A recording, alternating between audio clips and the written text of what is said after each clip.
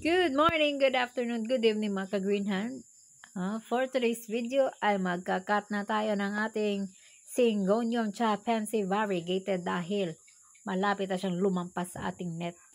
At dahil sobrang taas ng ginawang pole ni Sir J. Greenhand, ayan, magtiis tayo. Sobrang bigat ng ating damba, ng ating hagdanan. Bakit naman kasi nung nagpaulan si Lord ng height ay hindi tayo nakasalo? Nakatulog siguro tayo mga kaginan. Well, anyway, syempre magagawan din naman natin yan ng paraan. Ayan, siniset up lang natin yung ating hagdanan kasi baka mahulog tayo. Magdadala pa naman tayo ng gunting at saka cutter dyan sa ibabaw mamaya. Baka tayo ang ma-propagate ng wala sa oras mga kagrinan. Well, anyways mga kagrinan, kaya po kami gumawa ng ganyan kataas na pole. Siguro tansya ko na sa mga 9 feet yan siya. Isa sa mga rason is para lumaki yung dahon ng ating mga halaman mga kaginan. Kasi yung mga trailing na mga plants, kapag mataas yung kinakapitan ng kanilang mga ugat, lalong lumalaki yung kanilang mga dahon.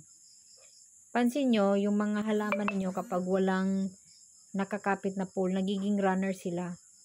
And eventually, lumiliit yung kanyang mga dahon.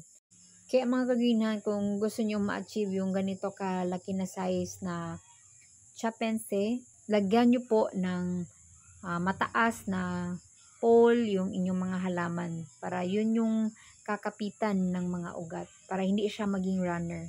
Finally, at naputol na natin ang ating variegated Syngonium chapense. Tatanim na agad natin siya mga ka-greenhand para hindi na malusaw yung kanyang mga dahon kasi sayang naman. Ayan, at nag-prepare tayo ng ating mix para sa ating Syngonium. At minekos-mekos na natin ang ating mga potting mix mga ka-greenhand. And after nating imekos-mekos, ayan, at nag-magic tayo.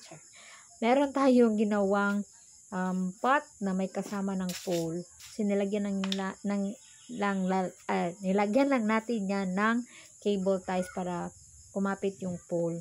At syempre, nilagyan na natin yan ng ating the one and only ultimate food thermocoat. Naglalagay tayo ng thermocoat sa ilalim mga kaginhan para madali ma-absorb yung nutrients. Kasi yung isa sa mga nag-absorb ng nutrients mga kagreenhan is syempre yung roots ng ating mga halaman. At dahil plants makes people happy, ayan, at may pasayaw-sayaw tayo dyan. Ayan na po ang ating Syngonium chapense. Please don't forget to like and follow our account mga kagreenhan for more video updates.